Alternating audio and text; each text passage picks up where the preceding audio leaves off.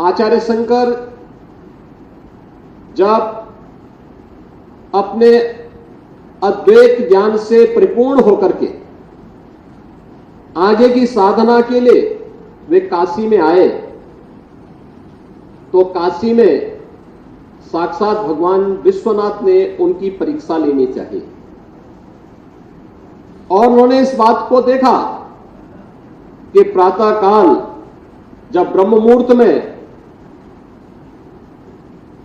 आदि शंकर गंगा स्नान के लिए जा रहे होते हैं, तो वह सबसे अछूत कही जाने वाली एक सामान्य व्यक्ति के रूप में वह उनके मार्ग के सामने खड़े हो जाते हैं।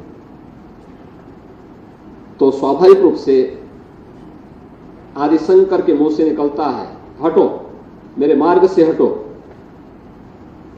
तो सामने से जो चंडाल होता है वह एक प्रश्न पूछता है, क्या आप तो अपने आप को अद्वैत ज्ञान के मर्मज्ञ मानते हैं, आप किसको हटाना चाहते हैं?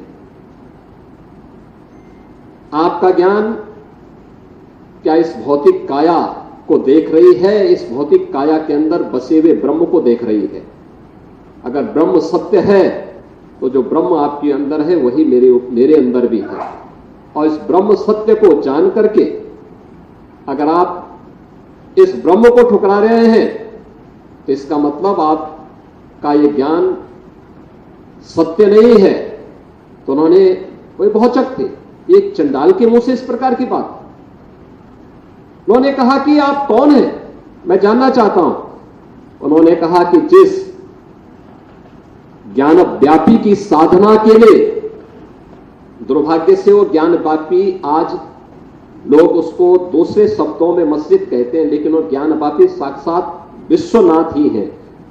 जिस ज्ञान व्यापी की उपासना के लिए आप केरल से चल करके यहां आए हैं, मैं उसका साक्षात स्वरूप विश्वनाथ हूं। तो वह उनके सामने नतमस्तक होते हैं और उन्हें इस बात का पश्चाताप होता है कि नहीं, ये जो भौतिक अस्पृश्यता है यह न केवल साधना के मार्ग का सबसे बड़ी बाधा है, बल्कि राष्ट्रीय एकता और अखंडता की भी सबसे बड़ी बाधा है। और इस बड़ी बाधा को अगर हमारे समाज ने समझा होता तो देश कभी गुलाम नहीं होता।